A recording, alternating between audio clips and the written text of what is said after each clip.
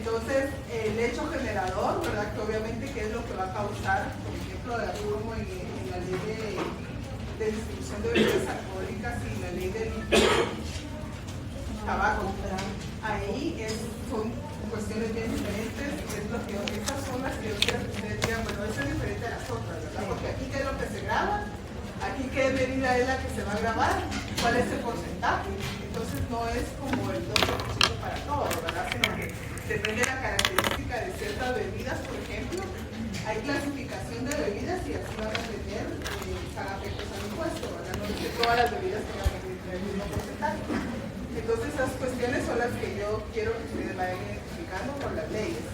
Ahora, la ley del impuesto del IVA y la ley de actualización tributaria que regula el impuesto sobre la renta, entonces son otros regímenes que también quiero que vayan identificando, ¿verdad?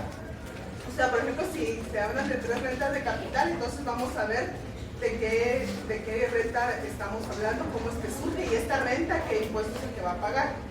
O sea, en eso quiero que se enfoque, porque empiezan, ¿alguien tiene la ley de actualización tributaria? Entonces ahí, en la ley empieza con definir la renta, ¿verdad? Las rentas que se van a grabar. Entonces de ahí quiero que yo comparta con ustedes.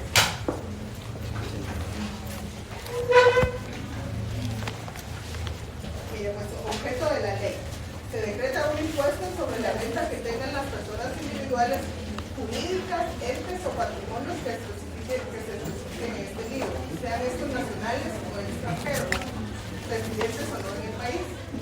Obviamente renta, ¿verdad?, que se va a hacer obtenida en el país, por eso es que este impuesto tiene una característica principal que se basa en el principio de territorialidad, ¿verdad?, porque es lo que no importa si son personas extranjeras o nacionales, pero la renta va a ser obtenida en el territorio de Guatemala.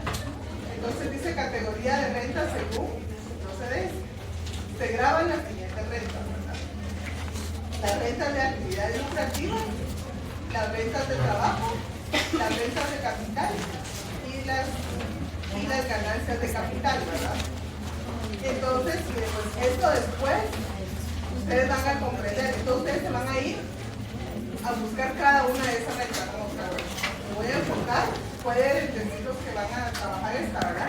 Porque no es que tal vez todo el grupo, porque miren, si ustedes se saben organizar, miren, ustedes 3 van a analizar esta ley, ustedes la analizan bien, ustedes se la certifican en el grupo, es compartir conocimiento, por eso es trabajo en equipo, ¿verdad?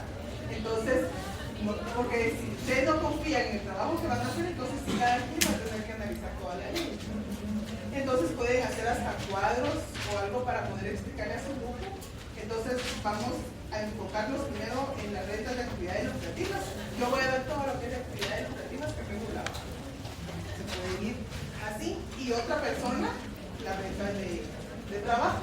Entonces son cuestiones, pero ustedes me van diciendo en el camino conforme vayan trabajando qué tan complejo sienten esto, ¿verdad? Entonces yo lo que quiero es que ustedes traten de entender. Cuando ustedes ya me digan, yo voy a calcular que ustedes me pueden explicar más o menos, entonces yo tal vez les puedo dar una ayuda con algunas presentaciones.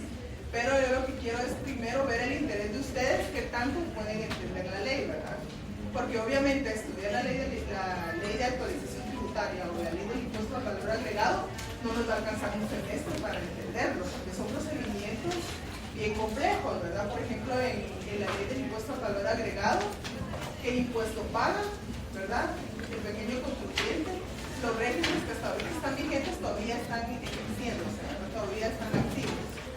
Entonces, pero también hay procedimientos que los contribuyentes, obviamente, cuando están afectos al 12% y ellos acumulan crédito fiscal, también tienen que solicitar una devolución de crédito fiscal, ¿verdad? Y para ello, pues hay requisitos que establece la ley. Y para ello hay procedimientos complejos y hay varios regímenes de devolución de crédito fiscal que también se regulan en la ley del impuesto al valor agregado, ¿verdad? Entonces, eso de devolución no vamos a los regímenes del impuesto, los que ustedes tienen que identificar en la ley del IVA, ¿verdad? Entonces, ese es el punto que vamos a trabajar en la ley. Porque, como les digo ahorita, ¿qué es lo principal que ustedes van a aprender? Esto es como algo extra, ¿verdad? Porque obviamente en el examen final puede ser que vengan casos, porque ahorita lo que vamos a ver en todo este procedimiento es principios constitucionales constitucionales, ¿verdad? Vamos a ver muchos elementos que ustedes tienen que estar como bien estudiar, ¿verdad? Como les digo, antes de que ustedes vayan a ser abogados, ustedes tienen que primero saber qué principios son los que los van a acompañar en todo el proceso, ¿verdad? De qué me voy a auxiliar yo para poder ejercer una buena defensa. Entonces, como les digo, primero procedimiento administrativo, ¿verdad? Después los demás procesos judiciales, pero para ello también tienen que saber entender esto. Como les decía yo también, esto de los impuestos a veces necesitamos la ayuda de auditores, ¿verdad? Para que nos entiendan. Y eso es lo que, por eso es que les digo, miren, analicen la ley al revés y todo el procedimiento. Tienen que identificar los 5 elementos de la relación jurídico-tributaria, que son las que están diciendo. Y eso pues no es complejo. Entonces, no es que se vayan a tardar, eso en una noche lo pueden hacer, por ejemplo, si se reúnen y, por ejemplo, vienen, vamos a ver cuál es el hecho generador de esta ley, por supuesto, por ejemplo, del cemento, es una ley bien pequeñita, ¿verdad? Entonces, solo es como les digo, identificar. Si ustedes ya identifican eso, entonces ya van a saber, bueno, cuando les digan, por ejemplo, que los puedan asesorar a ustedes, ¿verdad? Miren cómo es que tengo que declarar este impuesto. Ahora en la página de Portal SAT hay muchas explicaciones que si ustedes tienen dudas, ustedes se pueden meter ahí. No sé si alguno ha consultado esta página. ¿Han consultado? ¿Sí? Entonces ahí hay bastante información y se va actualizando. Entonces, por ejemplo, ¿qué procedimiento necesitan ustedes hacer? Pueden, hay biblioteca y hay unas presentaciones que están bien explicadas, como les digo. Si uno no entiende, entonces ahí se va. Si no hay un auditor que uno le pueda auxiliar, uno entra a la página de la SAT, va buscando por módulos, están de qué se trata cada módulo, y ahí puede tener una concepción de lo que significa cada procedimiento, ¿verdad? Entonces, por eso es que nosotros decimos, el Código Tributario nos da todas las herramientas para nosotros poder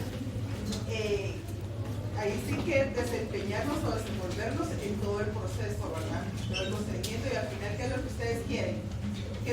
Vamos a ver, ¿qué idea tienen ustedes de cómo van a terminar este curso? ¿O para qué se están preparando ustedes con este curso? ¿Alguien que quiera participar?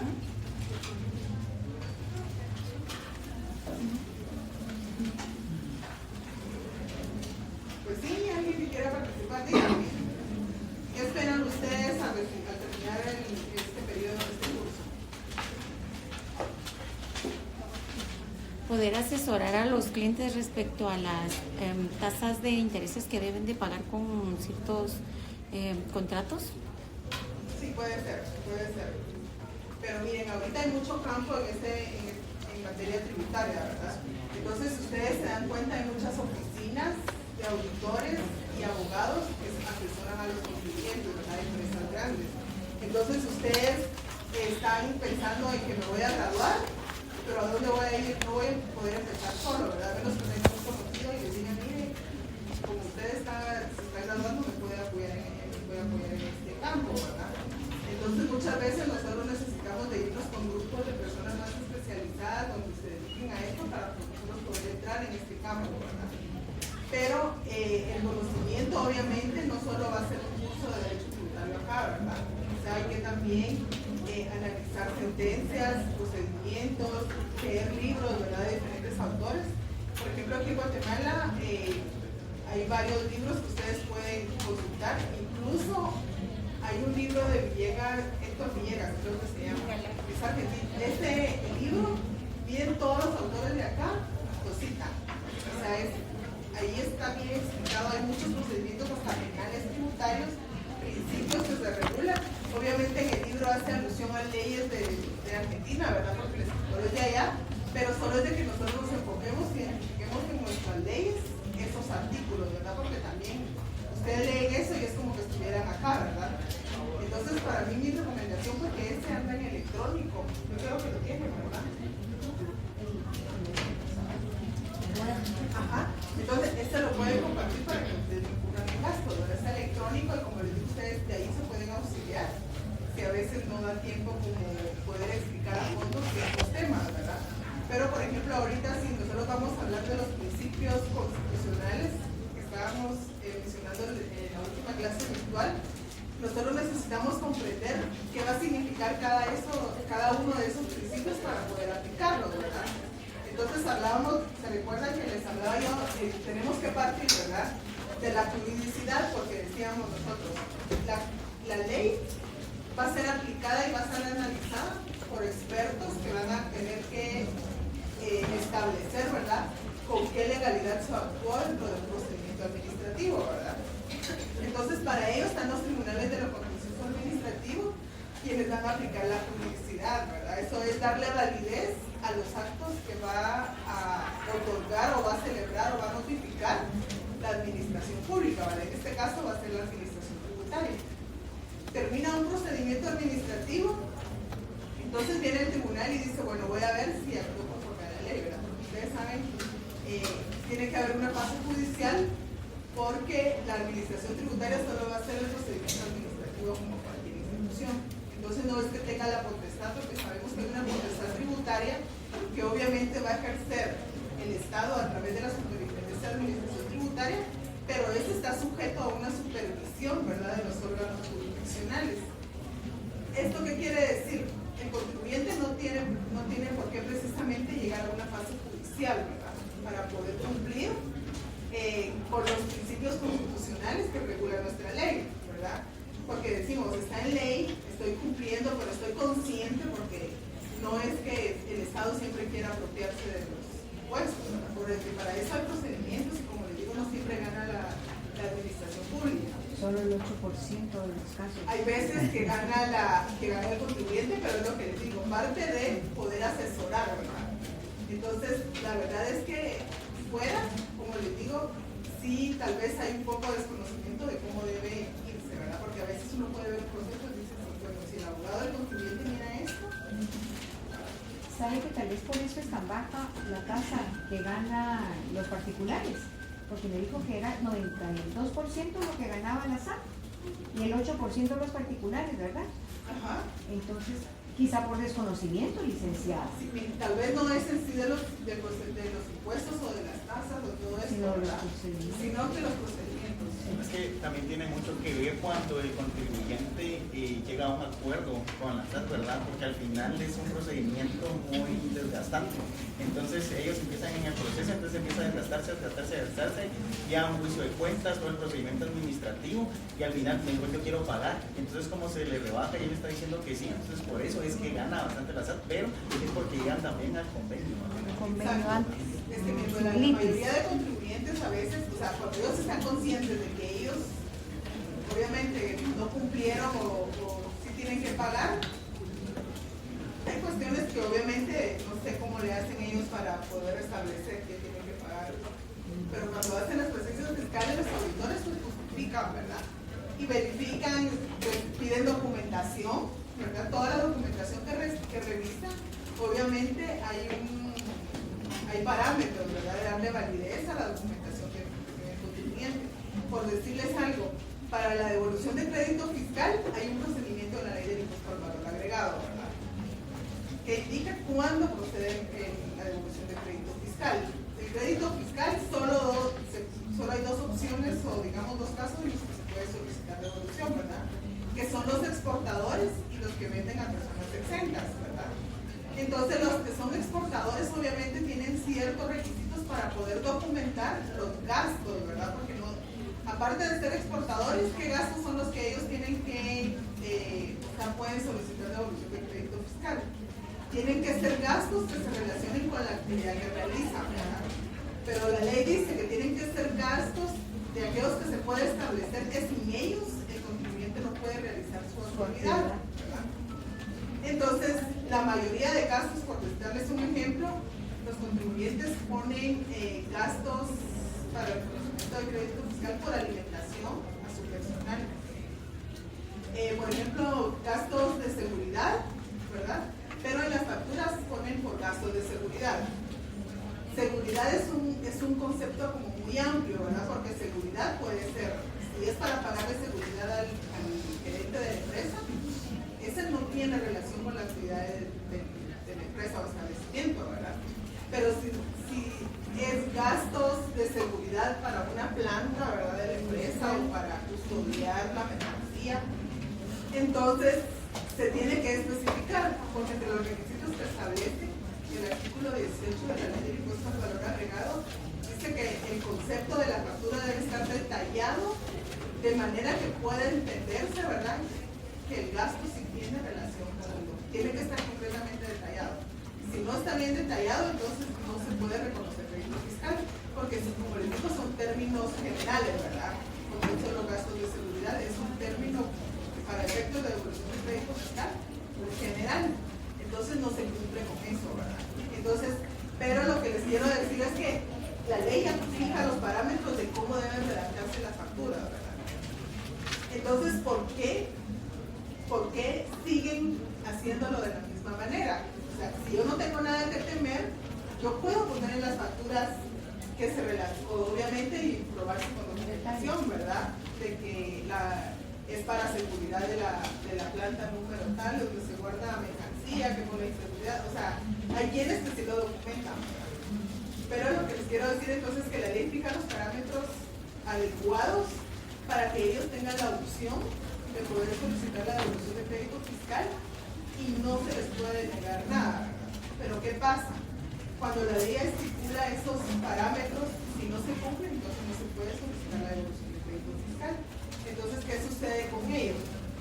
Entonces que empieza ese litigio, ¿verdad?, en que ellos dicen que sí está bien explicado, la administración tributaria dice que no.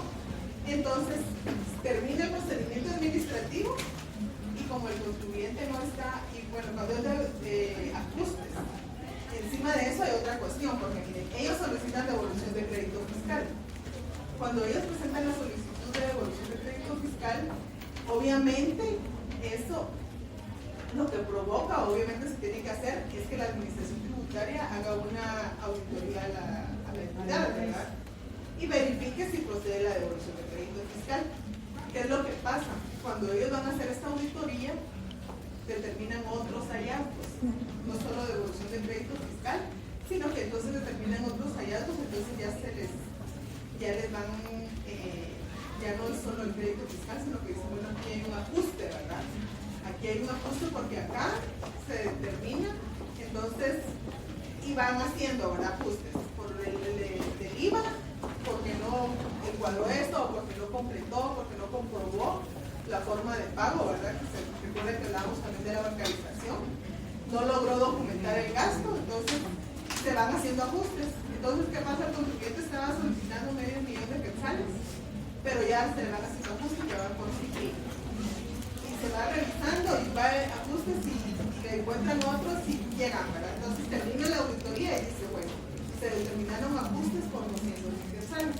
Entonces resuelven y dice, bueno, derivado que se determinó que el contribuyente debe pagar ajustes por tanto, serán descontados de la devolución de crédito fiscal y se le puede devolver parcialmente, ¿verdad? Entonces solo se le devuelven $300,000. Entonces, en ese caso, cuando ya se determinan ajustes, entonces ahí ya se le tiene que notificar una audiencia al contribuyente, ¿verdad? Cuando es devolución de crédito fiscal y solo se le va a denegar la devolución de crédito fiscal, pero no se determinan ajustes, se le va a denegar la devolución de crédito fiscal porque no cumple con los requisitos, ¿verdad?, que es el caso más común. Entonces solo se resuelve que no se devuelve la devolución de crédito fiscal, obviamente se fundamenta en la resolución. Acá no hay audiencia. Cuando es devolución de crédito fiscal solo se deniega y a ellos pueden impugnar, ¿verdad?, de que no están de acuerdo. Pero cuando hay ajustes, sí la administración tributaria le confiere una audiencia al contribuyente por 30 días y le hace ver por qué se determinaron esos ajustes con su fundamento de derecho y todos los hallazgos que encontraron, ¿verdad? ¿Ellos con qué? Con el objetivo de que el contribuyente pueda manifestar su consentimiento o su oposición a esos ajustes, ¿verdad? O puede ser que el contribuyente acepte parcialmente los ajustes que le han determinado y diga, bueno, en eso sí estoy de acuerdo, pero en esto no. O sea, en todo el camino el contribuyente tiene la opción de poder allanarse, de poder oponerse o aceptar solo una parte, ¿verdad?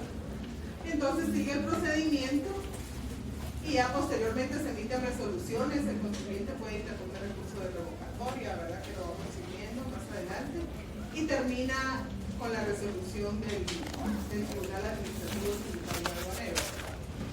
Entonces, acá es donde ya el contribuyente dice, bueno, yo presento mi demanda porque no estoy de acuerdo, ¿verdad?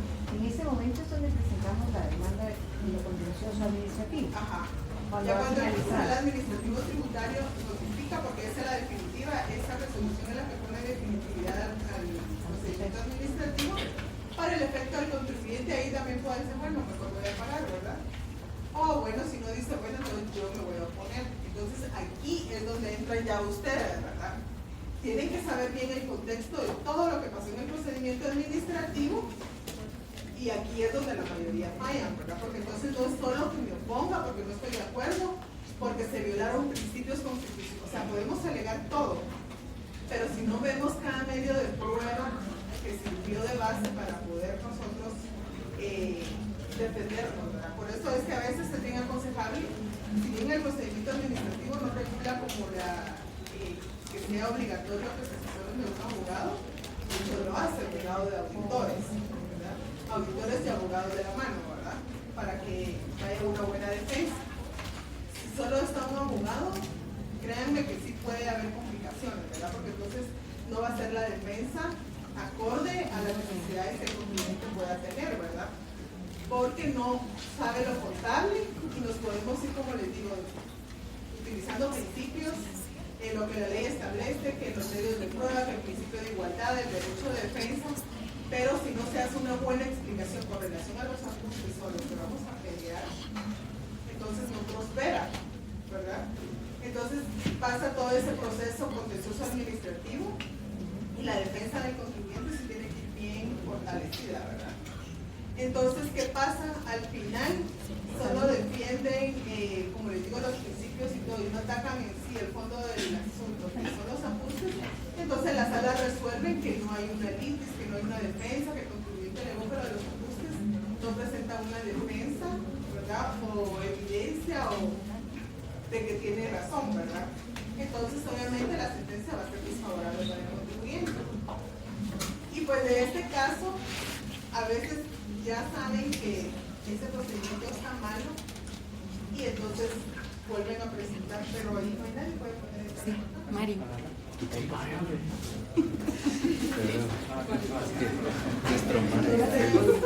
Entonces les digo yo que entonces termina esta fase y ya el contribuyente bueno, dice que quiere seguir peleando, ¿verdad?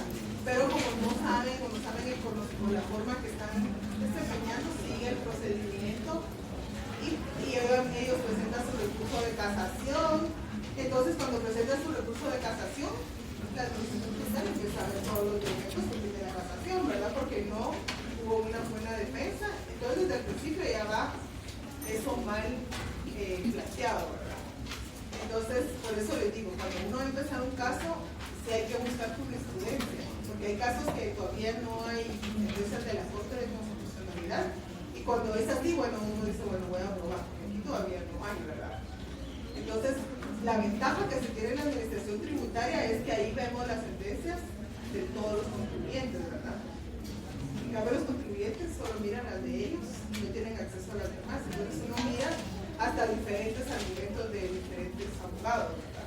Entonces cuando uno mira una casación de un abogado y que sabemos que sí han ido así, híjole, de él, aquí sí. En cambio digo, ay no, está, ni me preocupo, ¿verdad? Ni me preocupo porque entonces ya sabemos más o menos cómo defienden, ¿verdad? Entonces esa es la cuestión que cómo quieren ustedes que los miren en cuál, ¿verdad? Pero como les digo, solo miren, a veces hay auditores que ellos saben hacer sus cálculos de todo esto de impuestos, pero ellas tienen duda de si legalmente podría, pero será que la ley, entonces ahí tiene que estar el abogado, sí, aquí vamos bien porque está bien fundamentado y acá. Entonces por eso les digo, sí es bien importante, si no nos obliga, ¿no? Entonces muchos abogados a veces no se animan a llevar un proceso contencioso administrativo porque dicen, no sé nada de tributario, ¿verdad? Pero, como les digo, llega una sentencia, ustedes les notifican una sentencia, o sea, sí tienen que estar bien enfocados en todo lo que ustedes quieren, porque lo primerito que tienen que hacer es revisarla, ¿verdad? Recuerden que les dije, revisar los datos, ¿verdad?, del contribuyente qué resolución fue la que impugné, qué audiencia, qué medios de prueba, qué fue lo que me revocaron. Entonces en la sentencia tienen que ver, a ver si la sala dijo, así realizó ese medio de prueba, donde hubo un dictamen de expertos, porque miren, a veces en materia del tributario, cuando es de impuestos, son contables, porque hay también aduaneros, hay de clasificación arancelaria, o sea, hay varios temas, ¿verdad? Pero cuando son de impuestos, muchas veces, como tienen dudas y a veces el tribunal también puede dudar, ¿verdad? A veces los tribunales señalan vistas públicas. Cuando señalan vistas públicas, por lo general es porque ellos no entienden mucho el caso, creo yo, ¿verdad? Es mi percepción. Entonces, sí. Una duda, yo estaba leyendo en la ley de que la SAT tiene la obligación de publicar las sentencias o ciertas cuestiones de la sentencia, pero ¿en qué parte del portal lo podemos identificar? Fíjense que esas se publican, por ejemplo, son 2 veces al año que se publican. Entonces, ahorita en agosto, hasta el primero, el portal sale la publicación de las sentencias firmes. ¿Cualquier persona tiene acceso? Sí, porque se publican porque las sentencias tienen que estar firmes. Cada abogado dentro de la administración tributaria tiene que procurar las sentencias porque es muy delicado que salga una sentencia publicada y que no se le firme, ¿verdad? Entonces el contribuyente, miren, como ellos también están pendientes, ¿verdad? Entonces dicen, miren, ahí notificaron una sentencia y esa no se firme, nosotros tenemos un amparo en trámite, ¿sí? Entonces sí se tiene que esperar, por ejemplo, ahorita van a salir las sentencias de enero a junio, en agosto, se publican. Después están las de junio a diciembre y se publican como en marzo. Entonces son por semestres. Entonces, en esas, pero son sentencias de la Corte Suprema de Justicia, de la Corte de Constitucionalidad y de las salas del Tribunal de Reconocimiento Administrativo. Entonces, ojo con ello. Por ejemplo, hay veces que hay contribuyentes que ellos se fundamentan porque, por ejemplo, puede ser que una sala dicte solo favorable para el contribuyente, ¿verdad? Aquí en Guatemala hay 3 salas de lo contencioso administrativo tributario. Está la segunda, la tercera y la cuarta. ¿Cuántas hay en total? ¿Saben cuántas hay? 6, ¿verdad? Entonces, 3 son las que miran las materias tributarias. Entonces, miren, de esas 3, la sala cuarta, todo es favorable para SAT. Todo. O sea, todo es favorable para SAT. La tercera es más favorable para SAT. O sea, no sabemos cómo es que hacen eso. O sea, entonces la sala cuarta... Todos perseguimos la sala cuarta para que atiendan los reclamos. Pero ella dice pero le digo yo que la sala cuarta, pero en casación se da vuelta. Ok. A veces, ¿verdad? No siempre, porque si el contribuyente tiene una buena defensa, Sí. desfavorable. y parte de eso es entender, ¿verdad? Entender. Y la 3 también. Y analizar. O la 3 es obviamente desfavorable. ver que todo vaya pero bien pulidito, ¿verdad? Porque, por ejemplo, les digo yo, llega la sentencia, es el reflejo de lo que ustedes pidieron. Y eso es lo que ustedes tienen que estar como así bien conscientes. Primero la resolución administrativa, ¿verdad? Que es la que ustedes van a impugnar. Ustedes tienen que leer esa resolución administrativa y ver qué fundamentos de derecho está utilizando la administración tributaria para confirmar esa resolución, ¿verdad? Ustedes ven cada fundamento de derecho, porque ahí se fundamentan y dice, bueno, según el artículo tal, y transcriben una parte del artículo, ¿verdad? Resaltan lo que es más importante. Entonces, en esto se está basando la administración tributaria para confirmar, ¿verdad? Para confirmar el ajuste. Ustedes se enfocan en eso que están utilizando y eso es lo que ustedes tienen que atacar en el proceso judicial, ¿verdad? La demanda. Entonces, la administración tributaria confirmó el ajuste argumentando, ok, ustedes dan, y eso es lo que ustedes tienen que atacar. La norma dice eso, pero ustedes pueden ver o pueden establecer que tal vez no es esa norma, ¿verdad? Pero para eso, obviamente, como les digo, tienen que leer otras leyes relacionadas. O sea, no solo lo que dice, porque a veces uno lee una demanda y uno dice si el contribuyente tiene la razón. Sí, aquí no. y a uno se va a la resolución de la SAT. Entonces, hay veces que uno duda, entonces uno va más allá, no solo lo que dice aquí, lo que dice aquí me voy a enfocar en esta lectura, ¿verdad? Entonces, por ejemplo, las leyes son completas que se tienen que leer, porque un artículo puede regular una forma, pero unos 3, 4 artículos adelante van a votar de alguna manera lo que ya se indicó anteriormente. O sea, por ejemplo, si decimos nosotros no procede devolución de crédito fiscal por alimentos, que les decía, ¿verdad? ¿Cuál es el fundamento que van a utilizar ustedes? Si viene el contribuyente y dice, bueno, si no le damos de comer al personal, no pueden ellos trabajar, ¿verdad? Entonces la lógica que les dice que así es, ¿verdad? Y si ustedes se van a la ley del impuesto al valor agregado, en ninguna parte de la ley del impuesto al valor agregado ustedes van a encontrar algo que vote eso, ¿verdad? Y se van con esa creencia, ¿verdad? Y tal vez no leyeron la resolución administrativa, ¿verdad? Porque van enfocados a que el acuse fue desvanecido. Entonces viene en el reglamento de la ley del impuesto al valor agregado, hay un artículo que establece que no se puede devolver crédito fiscal. ¿Alguien tiene la ley del IVA? No. Bien, el artículo, este tiene el reglamento.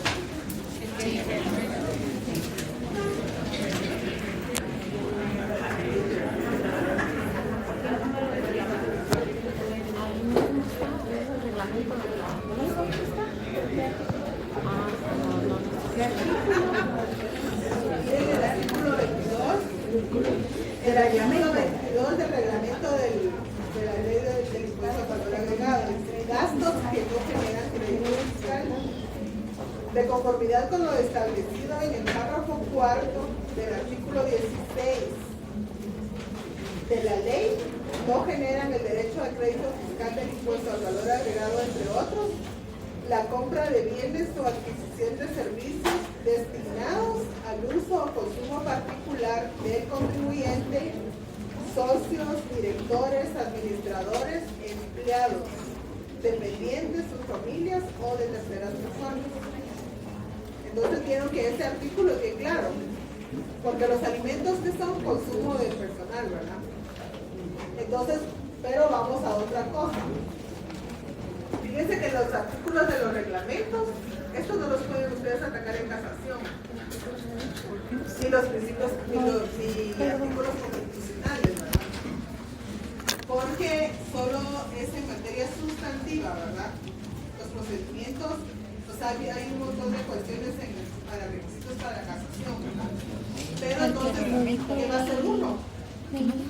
Este artículo dice de conformidad con lo establecido en el párrafo cuarto del artículo 16. Entonces el artículo 16 de la ley del impuesto al valor agregado establece la procedencia del crédito fiscal.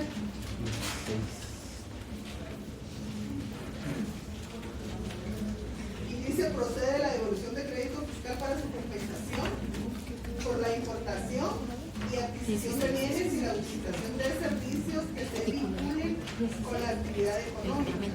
Se entiende por actividad económica. Hasta el fin de este artículo, que se entiende por actividad económica.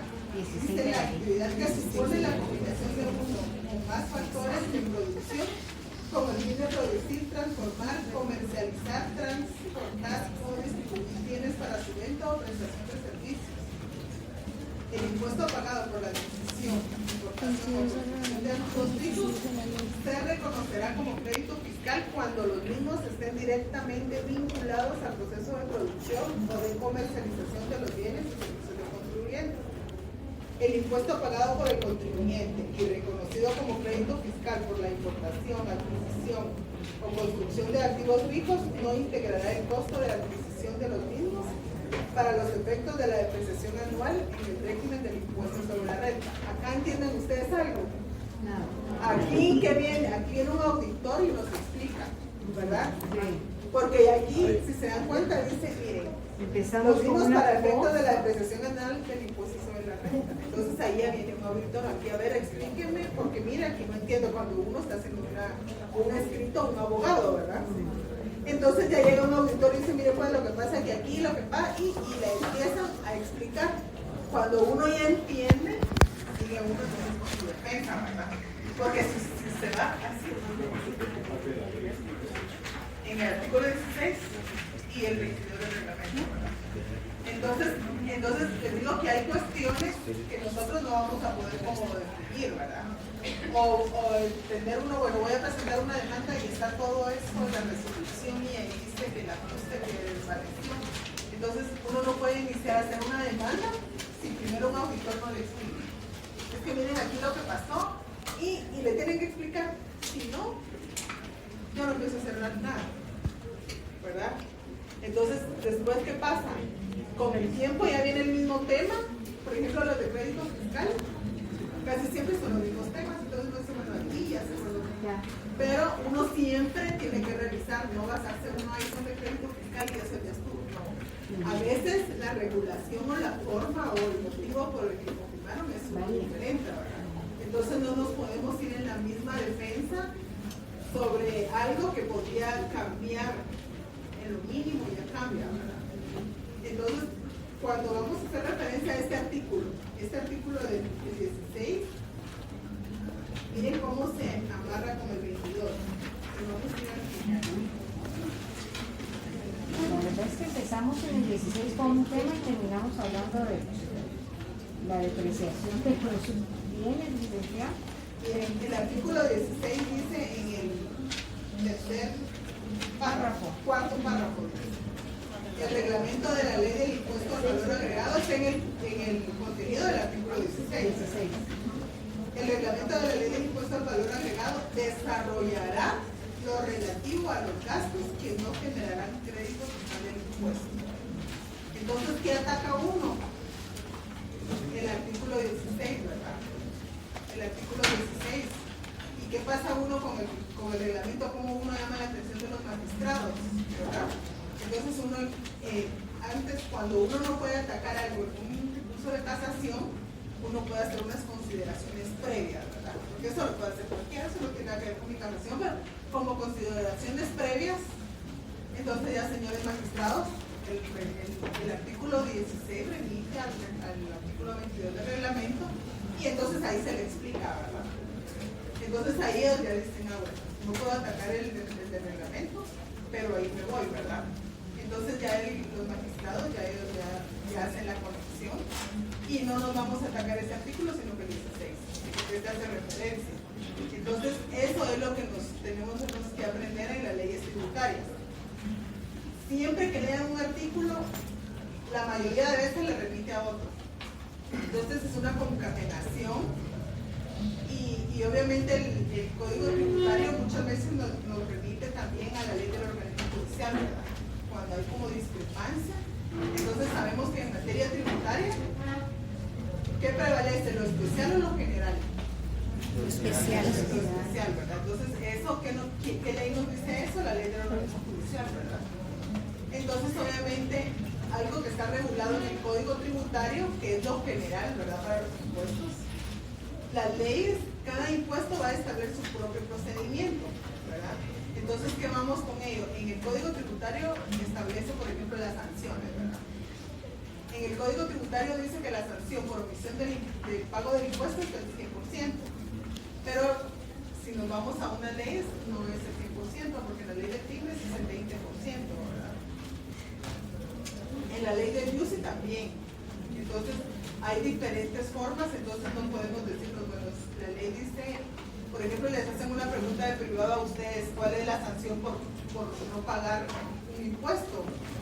No es solo decir en algunos casos, o en la mayoría, ¿verdad? 100%, pero hacer referencia a las leyes que no regulan la sanción del 100%. Ese es el agregado que ustedes pueden dar, ¿verdad? Porque lo general es lo que va a estar en el Código Tributario, ¿verdad? Entonces de ahí partimos nosotros con ello y nos vamos a establecer entonces por qué vamos a aplicar los principios constitucionales, ¿verdad? Porque va a haber un órgano que va a revisar que esos principios nosotros los hayamos aplicado correctamente. ¿Y qué nos va a decir el principio de legalidad? Entonces, que todo lo que nosotros vamos a defender, nuestra primera defensa o nuestra primera herramienta va a ser el principio de legalidad, ¿verdad? Que obviamente no pueden sancionar al contribuyente por una infracción que no esté previamente establecida en el Código Tributario o en una ley tributaria, ¿verdad? No solo porque se le dé la gana al Estado va a decir, bueno, usted le tiene que pagar cierto impuesto o tributo, ¿verdad? O sea, tiene que estar previamente establecido en la ley. Y ahí partimos, ¿verdad? Procedimientos que no están regulados, yo no puedo defenderlos. Porque obviamente entonces ahí si hay una vulneración, o sea, ahí ni siquiera ustedes tienen que ir a ver en qué ley está estipulado cuando hay una violación que sabemos perfectamente que no hay ningún procedimiento, ¿verdad? Entonces ahí sí de una vez hasta un amparo se puede interponer. Entonces, ¿por qué no podemos alegar principios también? Porque tenemos que, como por decirles algo, primero hacer uso de lo ordinario, ¿verdad? Las leyes ordinarias, ¿verdad? Porque como en todas las leyes se va a regular siempre el principio de defensa, el derecho de defensa, perdón, el debido proceso, que obviamente eso se encuadra al principio de legalidad, ¿verdad? Un debido proceso, ustedes tienen derecho a que las ATLES informen sobre todo lo que ellos hallazgos que hayan realizado en su defensa, en contra de ustedes, ¿verdad? Porque así es como ustedes se van a defender. Eso puede ser un motivo de poder defenderse, ¿verdad? Miren, hasta ahorita me están notificando, a mí nunca me hicieron ver que yo había incurrido, yo no sabía nada, ¿verdad? Pero ¿qué pasa también? Hay obligaciones del contribuyente y una de las obligaciones del contribuyente es tener una dirección. Una vez inscrito como contribuyente, tener actualizado su domicilio fiscal, ¿verdad? Para que la administración tributaria le pueda notificar. Entonces muchas veces hay contribuyentes que cuando se les solicita información no la proporcionan, ¿verdad? Y obviamente ello también trae consigo ya una infracción, ¿verdad? Que se llama resistencia a la acción fiscalizadora de la administración tributaria. Entonces, ¿por qué no proporcionar la documentación? No sabemos qué motivos hay de trasfondo, porque después de eso se desaparecen, ¿verdad? En algunas ocasiones, les digo porque sí hay algunos casos, ¿verdad? Se desaparecen y ya no se les puede notificar, ¿verdad? Pero como en ese hecho del artículo 93 del Código Tributario regula lo que establece la resistencia a la acción fiscalizadora. Tiene ahí si quieres solo para que lo ubique, si es resistencia a la acción fiscalizadora, entonces la ley establece que si transcurren 3 días y el contribuyente no presenta la documentación, la acción fiscalizadora de la administración tributaria. Sí, ahí está, es en el 93. Entonces, 3 días. Entonces muchas veces dicen, pero es que en 3 días yo no puedo tener la documentación al día. Pero ¿cuál es la obligación del contribuyente? Entre las obligaciones está que toda la documentación que ellos vayan realizando tienen que tenerla al día, ¿verdad? Y obviamente en estas fiscalizaciones, como les digo muchas veces, dicen que presentan una denuncia porque se les perdió la documentación. Pero da la casualidad que a veces la denuncia la presentan el mismo día que llegó la administración tributaria, ¿verdad? Entonces eso ya deja como duda en el actuar del contribuyente. Pero les digo que pasa un montón de tiempo y ya no se les localiza, ¿verdad? Entonces, ¿qué pasa cuando ya no se localiza el contribuyente? Como obviamente hay prescripción que también regula el Código Tributario, ¿verdad? Se desaparece. Pero miren, da la casualidad que nomás pasan los 4 años de prescripción y aparecen a solicitar que se les declare la prescripción. Entonces vamos a que estos hechos son los que a veces conllevan que se hagan reformas o se tomen estrategias para poder realizar una fiscalización ahí sí que adecuada, ¿verdad?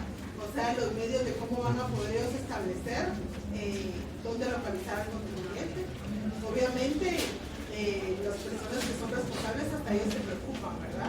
Por poder cumplir con sus obligaciones, porque a veces el hecho de que ellos tengan cuestiones, sobre todo las empresas grandes, no son muy bien vistos. Por ejemplo, si ellos quieren tener comercio o realizar alguna negociación con otros estados, ¿verdad? Entonces hay contribuyentes que sí les surge pagar sus impuestos, los pagan al día, no quieren tener nada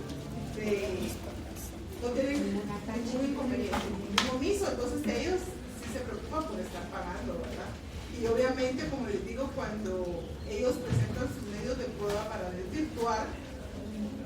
No es, o sea, la mayoría de casos dicen siempre gana la administración tributaria, pero no saben todos los casos que se desvanecen, ¿verdad? Porque ahora la ley, el Código Tributario a partir de 2016, regula un mecanismo previo para que ellos se puedan llegar a la administración tributaria y se les explique, ¿verdad?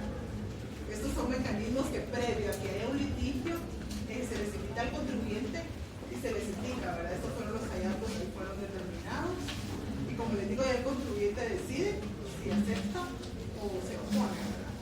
Entonces todo esto es lo que va a hacer que el contribuyente tome la decisión en base a lo que les pongan, ¿verdad? Y ellos digan, bueno, si es un error, a veces son errores también de los contadores.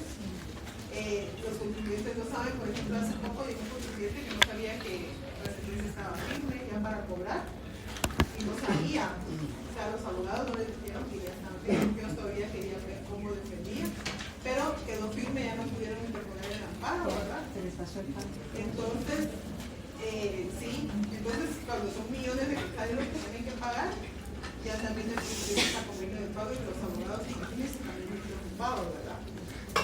Por ver cómo soluciona. Entonces, esta es la responsabilidad que ustedes obviamente van a tener al final del día, ¿verdad? Pero como les digo, yéndose uno poco a poco y decir que solo el análisis de los diferentes fallos de los órganos jurisdiccionales son los que tienen la pauta. Aunque déjenme decirles que ahorita como hubieron cambios de magistrados, cambian de criterio, ¿verdad? Algo que había sentado doctrina legal, ¿verdad? Ahorita están saliendo sentencias de la Corte Suprema de Justicia y se están apartando de la doctrina legal. Y así dice, como la ley permite, ¿verdad? Dice, nos apartamos de la doctrina legal emanada por la Corte Suprema de Justicia y en ese sentido resuelven, ¿verdad? Entonces ahí a quien le notifican, ¿verdad? Si es a favor del contribuyente, pues la administración tributaria todavía tiene que ver qué estrategias de defensa tiene, ¿verdad? Irse al amparo también, porque hay veces que la Corte de Constitucionalidad le ordena a la Cámara Civil, a la Corte Suprema de Justicia, que vuelva a emitir una sentencia apegada a ciertos requerimientos que nos dan, haciendo análisis de normas, ¿verdad? Pero muchas veces la Corte no está como obligada porque dice que lo comparte o vienen los votos razonados, ¿verdad? Hay magistrados que no están de acuerdo y razonan su voto y explican por qué, ¿verdad? Y esto es lo que pasa en toda la carrera. Porque miren, a veces ustedes pueden tener un grupo de abogados que van a defender casos y van a haber criterios diferentes, ¿verdad? Eso siempre va a pasar. Entonces, bajo la responsabilidad, nos arriesgamos, ¿verdad? Por ejemplo, si tenemos duda de qué recurso interponer, obviamente hay unos que la ley es bien clara, ¿verdad? ¿Qué recurso va a proceder? Pero, por ejemplo, las resoluciones de trámite, cuando notifican una resolución de trámite que tal vez no admiten a prueba algún documento o tenemos duda de que aquí será que interponemos reposición revocatoria, entonces, más bien como que hay que intentar interponer los dos, ¿verdad? Porque uno me lo puede rechazar, pero puede ser que el otro sí.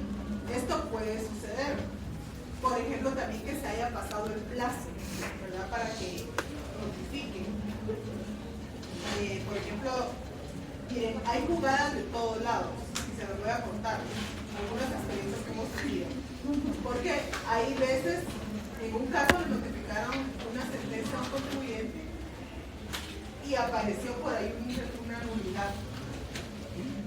Apareció una nulidad y dijo de que nunca le habían notificado la sentencia, que la notificación decía que se acompañaban 30 folios, pero que no iban 30 folios, que solo iban 3 folios y que ellos no tenían sentencia, ¿verdad? Entonces, pónganse que se pone en duda la fe pública del notificador, ¿verdad? Porque el notificador firma una persona de recibido, entonces presentan, ¿verdad? Y viene la corte, porque obviamente no le pueden decir que no, ¿verdad? No le pueden decir que no. Entonces ahí empiezan presiones, porque entonces ya dicen, okay, por ejemplo en la SAT, ¿y por qué permitieron ustedes que recibieran? Pero la corte no puede hacerle caso a uno y decir quién no recibe, ¿verdad? Porque obviamente darle trámite, tiene que darle trámite todo lo que se presente, ¿verdad? La cuestión es que le dieron trámite y la volvieron a notificar. notificar la sentencia. Pues se fue al amparo y ordenaron que le notificaran nuevamente la sentencia, ¿verdad? Entonces, pero a ellos lo que se les pasó, creo yo, que fue los 30 días para la ejecución del amparo. Entonces les volvieron a notificar la sentencia. Bueno, mientras les notificaban la sentencia, ellos pagaron el impuesto, porque iban a pedir exoneración.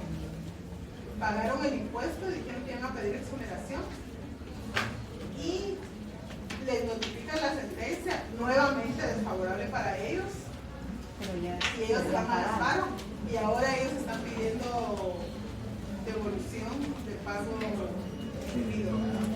Porque ellos dicen que pagaron bajo protesta, pero no, ¿verdad? Entonces son cuestiones que se van dando y que obviamente son figuras que nosotros estamos viviendo. Bueno, pagamos contra un pago bajo protesta, tiene que hacerse constar en el momento que se pague el impuesto porque ustedes no están de acuerdo.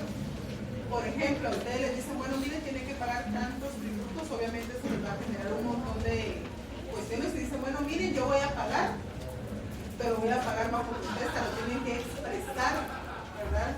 Tienen que dejar constancia expresa en documentos de que están haciendo el pago bajo protesta. Con ese propósito después sí se puede solicitar la devolución y pelear, ¿verdad? Pero si no se hace, se tiene como un pago voluntario, que obviamente no procedería, pues en este caso, ¿verdad? Todavía no se dan respuesta, pero ellos ahorita se fueron a interponer el amparo. Pero como les digo, son estrategias, yo así dije, dígase el abogado, porque eso es algo que vamos, miren, se pasó los 30 días. Pero en ese caso, el contribuyente omitió el pago del impuesto. Sí, él caso. Es que estaba viendo el artículo 106 donde indica omisión. Y si el contribuyente paga antes de que lo notifiquen, no procede. Sí, pero eso más que todo se refiere a las declaraciones. A la declaración. Por ejemplo, que usted no haya hecho una declaración donde tenga que pagar su 5% de... Entonces, si la SAT no se da cuenta, pero ahí le llegan los oficios, ¿verdad? Siempre se da cuenta. Pero antes de que me requieran, si yo mejor voy a pagar porque no me han pedido, ¿verdad?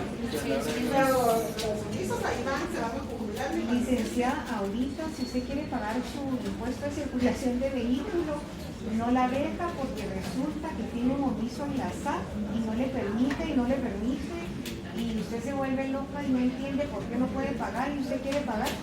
Es un omiso de la SAT. Ahora todos los pagos están amarrados a la SAT. El impuesto de circulación de vehículos.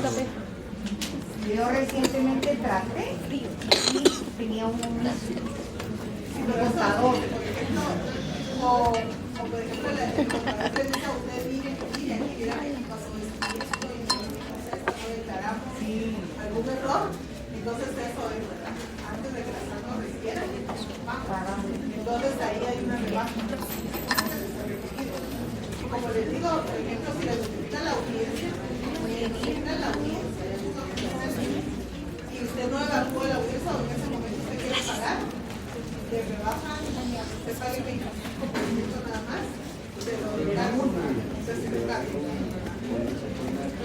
pero usted evacuó la audiencia y sigue, le vuelve a notificar la resolución hasta donde le confirma. Si esa resolución ustedes ya no quieren interponer recurso a revocatoria de bolsa llena, la ley también establece que todavía se les puede hacer una rebaja del 50% sobre la revocación de cargo. Y si interpone recurso a la revocatoria y sigue, todavía en la vía judicial antes de presentar el contencioso todavía le hace otra rebaja. Ya después sí, Licenciada, disculpe, yo tengo una duda con respecto al documento que usted menciona que se debe dejar en el caso de la protesta. Ese documento, ¿quién lo firma o quién lo recibe? Es que como es un pago, o sea, yo creo que es un memorial el que hace. Es donde ellos hacen que van a pagar, pero que el pago lo hacen bajo protesta. Entonces, la ley establece los pagos indebidos y los pagos bajo protesta. Pero sí está regulado, pero se tiene que hacer. Por ejemplo, les digo, otros pagos indebidos, como ejemplo, es, por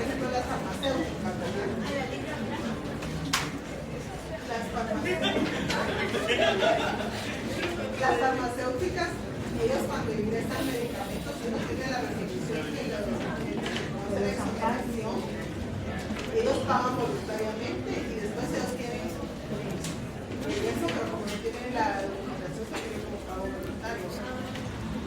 No se los pueden devolver, no se los devuelven. No, pero como hay requisitos, o sea, es que por eso les digo, cuando hay pago, por ejemplo, usted pasa a la aduana, usted tiene que tener ciertos requisitos para que le exoneren impuestos. Y ahí está la documentación. Todos los documentos que tiene, con un documento que le falte, no se le puede dar la exención. Entonces, como no lo tienen, tienen que pagar. Después a ellos sí alegan de que estaba en trámite todavía la documentación no está y que como no la tenían a tiempo, que ellos no podían perder ese dinero. Pero obviamente, como hay procedimientos, siento que antes de iniciar tienen que asegurarse de tener toda la documentación para que sean los beneficios, ¿verdad? Porque aparte es la exención que sí reconoce la Constitución y las leyes para todas las empresas. Si se dan cuenta, en la mayoría de leyes, en todas las leyes tributarias, siempre las excepciones son la misma figura, ¿verdad? Las fundaciones sin fines de lucro, las universidades del país, los derechos, las empresas. Entonces, estas son las excepciones que están legalmente, que estas sí no requieren. Obviamente, tienen que tener un documento, ¿verdad?, que diga que son exentos del impuesto, pero que están reconocidas en la ley. Pero hay personas que venden también, traen no solo medicina exenta, sino que también traen otra, ¿verdad? Entonces, como que se puede entender que están utilizando para figura más. Entonces, pero son esas cuestiones que se necesitan una resolución de la legislación tributaria, entonces se reconozca la exención de ciertos medicamentos, ¿verdad? Pago de impuesto de genérico. Entonces, una farmacéutica ingresa el medicamento genérico, el no genérico, obviamente los que están exentos son los genéricos. Pero para ella no solo va a decir en la aduana, mire, fíjese que estos son genéricos. No, como son genéricos no le voy a pagar impuesto, eso no se puede. O sea, tiene que tener una resolución donde diga qué medicamento es el que va a ingresar, ¿verdad? Y que lo están exentos para establecer. Tengo una duda. Esos, en el caso de las farmacéuticas, estos traen un certificado de origen, donde usted puede, porque en el caso de los textiles, nosotros sí tenemos certificados de origen que nos amparan. Toda la mercancía que ingresa tiene que... Lo de farmacia también debería decir que es genérico, ¿o no? No viene bajo un nombre comercial, sino el nombre genérico. Pero para eso tiene que tener... Sí. También tiene certificados de origen. Pero tiene que tener la resolución de la exención. Y obviamente como la ley establece que cuando no se puede excluir la exención por 10 años. Sí, sí. Y también las textileras solamente 10 años y luego de 10 años cambiamos de nombre y renovamos. ¿Ya vieron? Por eso les digo que sí. No, exacto. Así es. Que hay formas de hacer las cosas bien, ¿verdad? Porque obviamente los beneficios no son para otras personas, sino que es para la persona que se les otorgó esa exención, no puede ser trasladada a otra persona. Entonces, eso es lo que pasa, por ejemplo, con las exportaciones. A veces las empresas no se dan abasto para exportaciones y entonces se auxilian de otras y ellos quieren figurar como coexportadores, pero esa figura de coexportador no está regulada. Pero en el caso de la máquina sí existe la figura de coexportador. Sí, ahí es donde está regulado, pero sí. en ley no está regulado. Ah, ok. Sí, porque Entonces, en maquila sí. nosotros sí usamos la figura de coexportador.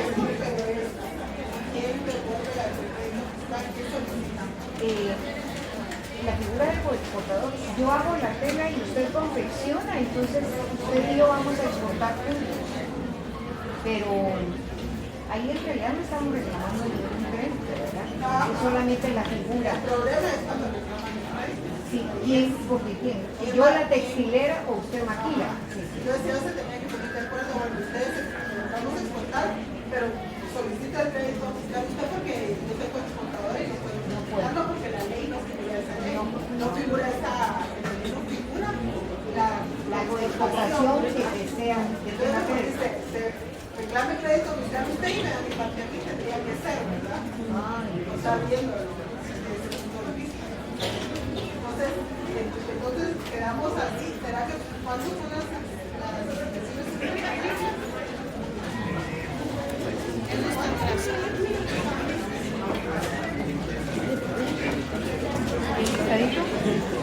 El listadito al final no.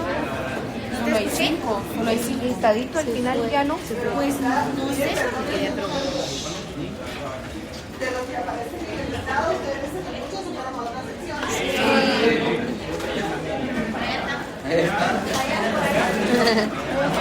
Allá afuera el salón, sin escritor.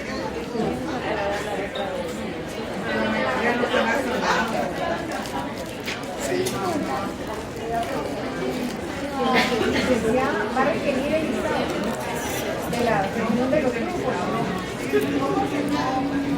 Todavía no está definido. Pues vamos a analizar.